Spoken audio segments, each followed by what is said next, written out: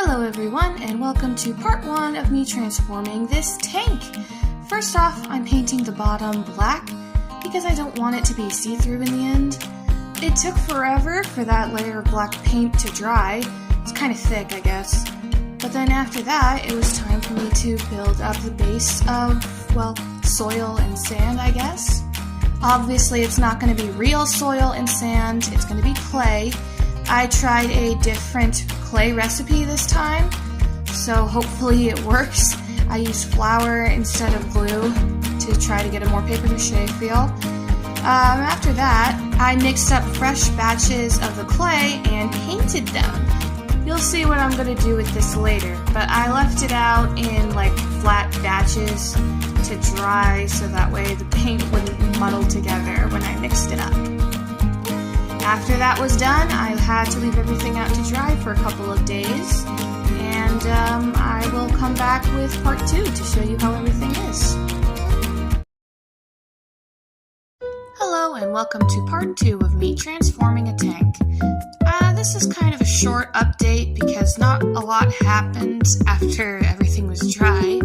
Those chunks of colored clay were dry enough and I ripped them up into chunks like this, and I mixed them all up with some glue to make brand new clay that looked like rocky. Like you see what it looks like. That's what I wanted it to look like, so that way I could build it up on the sides like this. So this is going to be like the underground part. Also, the new recipe with the flour in it for the clay started to fail at this point, and after I stopped recording, I had to clean it all out. But the colored stuff worked great. It stuck to the glass just like I wanted, and yeah, that's going to be part of the finished look. I'm not sure what else to say right now because I already described everything that was happening. But yeah, I will post part 3 first thing tomorrow. I think it's going pretty well so far. What do you guys think? Hello and welcome to part 3 of me transforming this tank. As you can see, the flour recipe failed and I had to clear it all out. The colored clay dried pretty well though, and I'm making a new base with these pieces of cardboard mixed up with glue, so that way it's chunkier than normal clay would be. It took a long time to get this filled in with just pieces of cardboard though. I filled in the filter area with it too, because I have a plan for this stuff later. After that, I mixed up a new batch of colored clay, so that way I could actually start making the base of the sand. I just took normal paper clay and added some yellow, white, and pink to it, and mixed it up until it was roughly uniform, and then I just started splotching it all over the place on top of the cardboard base. I filled it in patches like this because I knew I was going to need more than one color, and I didn't want it to be one color on one side and one on the other. So I made splotches of colors all over the place. I once again ran out of things to talk about while I'm showing you what I did. I mean, here I finished with the first lighter color and started going in with a second darker version to fill in all of the holes. But other than that, I'm not really sure what to talk about right now. It's fine, the video's almost over. I only have a few more seconds where I need to talk about something. For some reason, my voice sounds a little weird to me today. Well, anyway, I'm gonna come back with part 4 when all of this is dried. Hello and welcome to part 4 of me transforming this tank. The first layer of sand has dried, and now I'm going to build a bunch of broken castle pieces. I start by building a base with foam like this, and then covering it in chunks of paper clay like this. It kind of looks like steak right now, and it looks more like steak when I add lines, but I promise it'll look like rocks and bricks when I paint them. It was actually really hard to get the lines in because for some reason the clay didn't want to work with the dowel at all, so I had to go over it again with my hands a bit to smooth it out. I made some normal rocks too, which I will be putting around the tank. And now I gotta let all of these dry. I also put the foam castle, the actual full thing, in the tank, and I will be building the clay of that next time. Hello, and welcome to part 5 of me transforming a tank. I guess I was mistaken last time. I didn't end up working on the rest of the foam. After all, I ended up building the monster that's going to be in the tank. I started with a sketch of what I wanted the shape to look like, and then I drew larger pieces on cardboard. The pieces look really, really rough right now, but it doesn't really matter because I'm going to be covering them up with clay later. This is just going to be the skeleton of the beast. I was going for a Loch Ness Monster plesiosaur vibe, but it's not actually supposed to be a Loch Ness Monster, just the vibe of one. So, yeah. After the pieces were all cut out, I glued them together and started planning a way to shape the actual 3D elements of the body. I hot glued stuff to the sides so that way I had something to go off of. I also used these sorts of pieces to curve the neck and tail where I wanted them to go. The body has some small curves as well, but it's mostly the tail and the neck that I curved. After that, I filled it in with layers of cardboard like this, and then I trimmed them down to be like the rough shape of what I wanted. It really does look like a rib cage now. Too bad it's going to be covered up with clay. It looks kind of cool. After I did that to the whole body, it took hours. I cut out these fin shapes and I glued them into the sides. And then I glued on strips of cardboard to shape and curve them how I wanted them to be too. The reason I did this first was because I have a bunch of stuff to put clay on now, and I wanted to sort of do it all at once. So that'll be in part 6.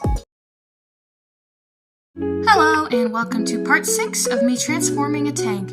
Today I'm going to be covering up the skeleton of the monster, as well as the foam castle that I talked about in part 4 and 5. This is kind of a special episode because I'm going to be painting these things on live on TikTok right after I post this. Anyway, I covered the skeleton of the monster in paper clay, and then I went back and I did the same method that I used on the chunks of stone on the foam castle. It took a while to cover the entire thing with clay so that way it looked sort of smooth, and then I went back over it with a dowel and scored it to make lines of bricks. It was very difficult to get into the corners of it in some places, but I did it and it doesn't look half bad. It's kind of hard to see it behind the glass. I also added clay into this filter thing that I'm going to be turning into like a waterfall later. And then I just started building extras for the, decoration of the tank. I made this tiny little treasure chest that I'm going to be painting gold. I made these bits of a skeleton. I started making sea life. I would be making them 3D later off screen using hot glue, and then the turtle has a shell made of paper clay. I made a lot of stuff off screen too, like the skeleton, for example, and this man in a boat. It was just too complicated to try to work with it and film at the same time without proper equipment. I also added new details to this monster, and I let it all dry. It's dry right now, and in a couple of minutes, I'm going to go live on TikTok and paint them. Hello, and welcome to part 7 of me transforming a tank. Today, I'm just showing you guys the sped up recordings of me painting everything that needed to go into the tank. The only thing that I didn't paint on these TikTok lives was the castle that was already glued into the tank. Literally everything else I painted on a live on TikTok over the past, I think it's been a week. Tomorrow I'm planning on going live on TikTok again around 9 or 10 a.m. Pacific time to assemble everything into the tank. I will be posting a sped up version of it all in part 8, and after that it'll just be my old editing style again. But yeah, so I just painted everything with base coats, and then I went over it again with like black or algae and some solid paint if it needed more pops of color to make it stand out. It was kind of fun layering everything with like algae and stuff. And yeah, this entire video is just about me painting. So I will be back with part 8 after everything is assembled. And yeah, I guess I will see you guys then. Hello and welcome to part 8 of me transforming a tank. This is actually my second try at posting this video. For some reason, the first try got taken down. I have no idea why. Anyway, today I am assembling all of the miniature pieces in the tank, starting with larger pieces like the giant chunks of castle, then smaller stuff like the jar, chest, rocks, and then even smaller stuff like clay for sand. I actually did all of this on a live on TikTok. The only bad thing about TikTok lives is I did end up knocking over my camera. Ah! I bumped the tripod. No! That's my bad! The chat thought it was funny. I got complaints of a broken nose. Anyway, after all that was put in, I added greenery, some fake leaves, and some fake kelp, just to like simulate green life in the water. After that, I went in and added this fishing boat with the man inside and the monster, and I started adding fake seaweed. And I used more leaves to add fake grass to the filter part of the tank. The filter part of the tank was my least favorite part to do because it just felt like it was taking forever to fill in properly. After that, it was time to add in all the little fish. You can barely see them on the video because they're just that small. Anyway, the last step for this tank is to add in all the fake water, but I think that's gonna take 2 more parts. So we'll have a total of 10 parts for this series, and then 1 more to show it off at the end. For now, this is what it looks like, and I will come back to start adding in the fake water in part 9. Hello everybody, I am still alive and still working on this tank despite the massive jump in time. I think it's been months.